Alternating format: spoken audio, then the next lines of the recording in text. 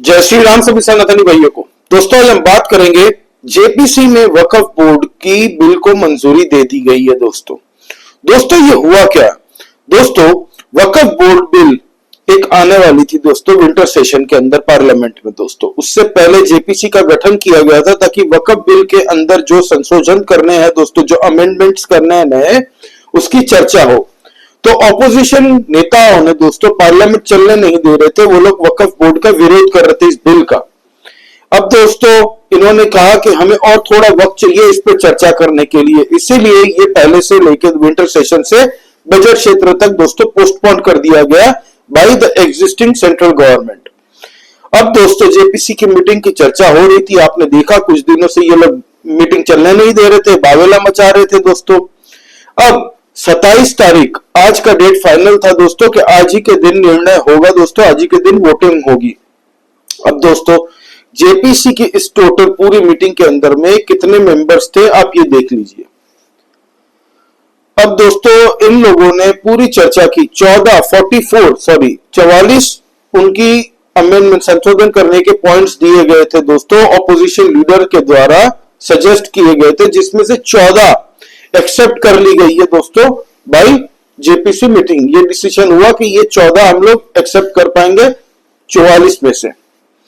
अब दोस्तों इन लोगों ने ऑपोजिशन के जितने भी एमपीज हैं दोस्तों, इन लोगों ने बवाल काटा कि हमारी सुनी नहीं जा रही है, ये माइनॉरिटी के हक की लड़ाई नहीं लड़ रही, ये माइनॉरिटी के साथ मजाक कर रहे हैं दोस्तों। ये किसने कहा? ये कहा दोस्तों समाजवादी के मोहिबुल्लाह नदवी साहब है, उन्होंने ये कहा कि ये मजाक चल रहा है माइनॉरिटी मुसलमानों के साथ में दोस्तों। तो आज की डेट में दोस्तों वक्फ बोर्ड जो बना था ना, ये सनातनियों के लिए मजाक है, इस पूरे भारतवर्ष के लिए दोस्तों मजाक है। क्यों? जब पाकिस्तान बना और भारत अलग हुए दोस्तों, पाकिस्तान और भारत, तब धर्म के आधार पे बना था दोस्तों, मुसलमानों के लिए पाकिस्तान और इन हिंदुओं के लिए भारत। ऐसी बात हुई थी कि धर्म के आधार में मुल्क बंटने चाहिए, उन्होंने ले लिया पाकिस्तान धर्म के आधार पे, जबकि हमारे देश के नेहरू जी और सब ने कांग्रेसियों ने ये डिसाइड किया कि हम सेक्युलर रहेंगे। अब उसके बाद में दोस्तों जिस तरीके से मेजोरिटी में हिंदू थे पहले भी और आज भी है हमारे देश के अंदर में, ये वक्फ बिल को इंट्रोड्यूस किया गया था ताकि माइनॉरिटी हमेशा से वोट बैंक की तरह वोट देती रहे एक कांग्रेस पार्टी को, जो सेंट्रल गवर्नमेंट उस टाइम पे थी, राज कर रही थी। अब दोस्तों मानिए आप, सनातनियों के देश में आज मानी जाती है कि भारत के अंदर टॉप 3 सबसे ज्यादा जमीन पूरे भारत के अंदर किसी का हो ना दोस्तों, किसी के पास इंडियन आर्मी, इंडियन रेलवे, ये सब हम समझ सकते हैं दोस्तों इनके पास है। लेकिन तीसरा नंबर आता है वक्फ बोर्ड का। सोचिए, वक्फ बोर्ड ऐसा एक बोर्ड बनाया गया दोस्तों कि कल को अगर वक्फ बोर्ड कोई भी जमीन, कोई भी गांव पे नोटिस चिपका दे कि अब से ये हमारी जमीन हो चुकी है दोस्तों, तो उसके लिए आपको ट्रिब्यूनल कोर्ट में वक्फ बोर्ड के अपने एक कचहरी में जाना पड़ता था अगर आपको कोई दिक्कत है तो, जहां पे उन्हीं के लोग बैठे हुए हैं, वो डिसाइड करेंगे तो बात आगे बढ़ेगी, नहीं तो वो वक्फ की जमीन ही हो जाएगी। ऐसे होता था दोस्तों वक्फ बोर्ड में। उसके बाद में कांग्रेस ने संशोधन करते करते इनको पावर दे दी। 2013 में दोस्तों ये लोग जाने से पहले पूरी पावर सौंप दी थी। यही तक नहीं, मनमोहन सिंह जी ने तो दिल्ली में 123 प्राइम प्रॉपर्टीज दोस्तों वक्फ बोर्ड को गिफ्ट कर दी थी। वो तो भला हो, नरेंद्र मोदी जी ने आए और उन्होंने फिर से वो 123 जो प्रॉपर्टी दी थी वो फिर से ले ली। अब दोस्तों जो ये मीटिंग हुई है आज फाइनल कंप्लीट हो गया है, इनका डिसीजन आ चुका है कि अब ये 30 तारीख को दोस्तों स्पीकर को ये सौंपेंगे और इसको रीइंट्रोड्यूस किया जाएगा इस बार बजट सत्र के अंदर में, जो कि बजट सत्र दोस्तों कहा जा रहा है कि 3 अप्रैल तक चलेगा। तो उसमें हमें देखने को मिलेगा कि वक्फ बिल पे इस बार चर्चा होगी पार्लियामेंट के अंदर में। अब दोस्तों मैं बताता हूं कि 4 जो बड़े बड़े चेंजेस क्या है, पुराने नियम क्या थे और अब क्या नया नियम होगा, इस पे हम बात करते हैं दोस्तों। इसमें दोस्तों और एक बात है, इसमें 16 जो एनडीए के लीडर थे दोस्तों, उन्होंने इसको फेवर में वोटिंग दी और 10 जो ऑपोजिशन के एमपी थे दोस्तों वो इसके अगेंस्ट में थे, तो ये मेजोरिटी से पास हो गई। अब दोस्तों इसमें जो 4 संशोधन किए गए हैं मेजर बड़े बड़े, हम उसकी बात करते हैं। पहले दोस्तों जो पहला पुराना हुआ करता था कि वक्फ बोर्ड के अंदर में अगर वक्फ बोर्ड किसी को बोल दे कि ये जमीन हमारी हो चुकी है, तो सामने वाले के पास में कोई ऑप्शन नहीं रहता था दोस्तों। वो खाली ट्रिब्यूनल कोर्ट में जो वक्फ बोर्ड की अपनी बनाई हुई कमेटी है जहां पे उनके ही लोग बैठे होंगे, आपको अगर शिकायत दर्ज करवानी है तो उनके पास जाके करवाइए। अगर उन्होंने कह दिया कि हाँ ठीक है हमसे गलती हो गई तो वो जमीन आपको मिल जाएगी, अगर नहीं तो वो वक्फ बोर्ड के पास चल जाएगी। आप सुप्रीम कोर्ट भी नहीं जा सकते, ना ही हाई कोर्ट जा सकते, या भारत के किसी कोर्ट में आपकी सुनवाई होगी इसके ऊपर। अब दोस्तों नियम चेंज होके कहा जा रहा है कि ये हो सकता है कि अब आप रेवेन्यू कोर्ट में भी जा सकते हैं, सिविल कोर्ट में भी जा सकते हैं दोस्तों, हाई कोर्ट में भी जा सकते हैं। ट्रिब्यूनल कोर्ट के साथ साथ में ये ऑप्शंस भी दिए गए हैं कि अब खाली वो ट्रिब्यूनल कोर्ट ही नहीं, अब आप सिविल कोर्ट में भी जा सकते हैं, रेवेन्यू कोर्ट में भी जा सकते हैं और हाई कोर्ट में भी अर्जी लगा सकते हैं, अपील कर सकते हैं दोस्तों इसके खिलाफ कि आपकी जमीन के ऊपर में वक्फ बोर्ड ने दावा ठोका है। दूसरा दोस्तों सबसे इंपॉर्टेंट है दोस्तों कि पहले जो ट्रिब्यूनल कोर्ट अगर कह दे, क्योंकि उनकी ही अदालत लगेगी, ट्रिब्यूनल कोर्ट मतलब वक्फ बोर्ड की अपनी एक कोर्ट लगती है, वही जो फैसला करेंगे वही फाइनल होगा। अब दोस्तों उसमें परिवर्तित करके अब आप उसको चैलेंज भी कर सकते हैं, हाई कोर्ट में हो, रेवेन्यू कोर्ट में हो दोस्तों, कहीं भी अगेंस्ट ट्रिब्यूनल कोर्ट। अगर ट्रिब्यूनल कोर्ट बोल देती है नहीं ये जमीन वक्फ बोर्ड की है, तो आप हाई कोर्ट में भी चैलेंज कर सकते हैं इसको।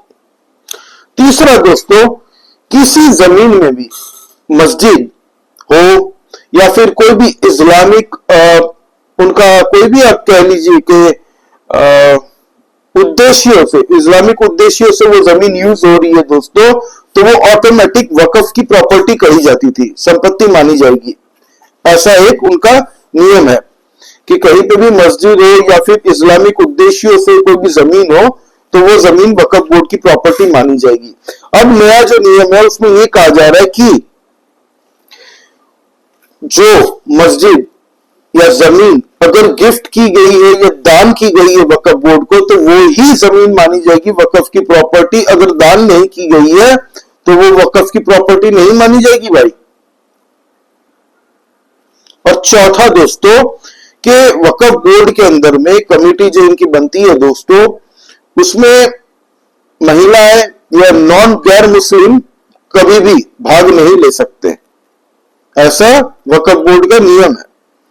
अब जो नया बिल में संशोधन होने वाला है दोस्तों, उसमें 2 एटलीस्ट महिलाओं को आपको रखना पड़ेगा उसमें as a member Waqf board में, और 2 नॉन मुस्लिम उसमें रहेंगे वक्फ बोर्ड में।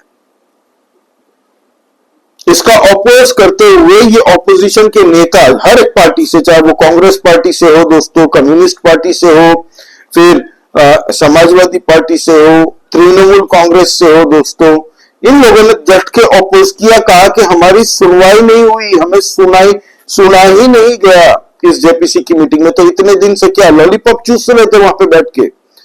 इतने दिन जो जेपीसी की मीटिंग में चिल्ला रहे थे, चलने नहीं दे रहे थे, इसको टालने की कोशिश कर रहे थे दोस्तों, ये लोग टालने की कोशिश कर रहे थे। इनका बस माने तो और ताकतें इनको दे दो वक्फ बोर्ड को, ताकि भारत के अंदर में कल को प्रधानमंत्री के पार्लियामेंट पे भी या हमारे जो देश का पार्लियामेंट है उसको भी क्लेम कर सकते हैं ये लोग, प्रधानमंत्री के आवास को भी कर सकते हैं, आपके मेरे किसी के भी घर को क्लेम कर सकते हैं।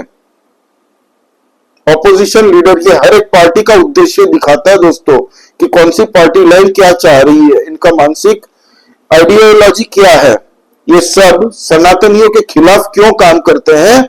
इससे अगर आपको समझ में नहीं आता तो अब किससे आएगा मुझे नहीं पता। हालांकि कल्याण बनर्जी वो बंदा हर वक्त रूठा ही रहता है, वो नाराज फुफ्फा नहीं होता, शादी में जाके मुआयना करते हैं, अरे खाने में नमक कम है, अरे तुम लोग ने टाई सही से नहीं लगाई है, बिना बुलाए वो आ जाते हैं कहीं ऐसे, हर चीज में उनको नाक घुसेड़नी है। तो कल्याण बनर्जी का यही रोल है, उसको जेपीसी ना चलने देने के लिए दोस्तों, ये मीटिंग ना होने के लिए बिठाया है ऑपोजिशन वालों ने, ताकि ये चिल्लाता रहे, ब्लड प्रेशर अपना बढ़ाता रहे और मीटिंग शांति से ना चले। अब दोस्तों ये हुआ है जेपीसी की मीटिंग में, जगदम्बिका पाल जी ने क्लियरली कह दिया है कि अब ये बिल 30 तारीख को हम लोग स्पीकर साहब को सौंपेंगे, अगले बजट सत्र स्टार्ट होते वक्त अब इस बिल पे चर्चा होगी। जीपीसी की मीटिंग खत्म हो चुकी है, 16 जनों ने फेवर में वोट दिया, 10 जो अपोजिशन के एमपी थे उन्होंने विरोध में दिया, जो 10 एनडीए के मेंबर्स थे उन्होंने एक्सेप्ट किया, सपोर्ट किया इसको। असदुद्दीन ओवैसी बड़ा भड़का हुआ दोस्तों, उस पर तो खैर आरोप भी लगा था ना कुछ वक्फ की प्रॉपर्टी को लेके, पता नहीं उस पर क्या केस चल रहा है कि नहीं इस मैटर पे, क्योंकि न्यूज़पेपर में छपा था, मैंने देखा था कि 3000 करोड़ के वैसे कुछ। तो ये हुआ है जेपीसी की मीटिंग में। अब देखते हैं इस बिल में दोस्तों, पहले तो मुझे ये समझ में नहीं आता वक्फ बोर्ड की जरूरत भारत के अंदर में हिंदू मेजोरिटी, खाली मुसलमानों को ही ऐसे एक्स्ट्रा प्रिविलेज, बाकी कोई माइनॉरिटी तो नहीं मांग रही है, ना कोई मेजोरिटी मांग रही है, तो सनातन बोर्ड भी एक संस्था होनी चाहिए, हर एक धर्म की एक संस्था होनी चाहिए। फिर तो कल को आए दिन कोई भी कुछ भी मांग लेगा तो थोड़ी ऐसे चलता। तो आपका इस बारे में क्या कहना दोस्तों, प्लीज कमेंट करके बताइए, लाइक कीजिए इस वीडियो को, और दोस्तों प्लीज सब्सक्राइब करिए, हम लोग इंटरनल पॉलिटिक्स डिस्कस करते रहते हैं दोस्तों।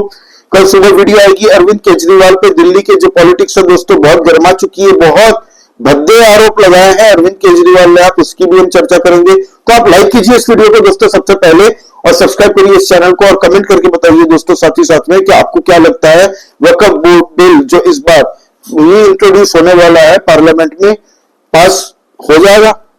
प्लीज कमेंट करके बताइए। जय श्री राम, सभी सनातनी भाइयों को जय हिंद, वंदे मातरम।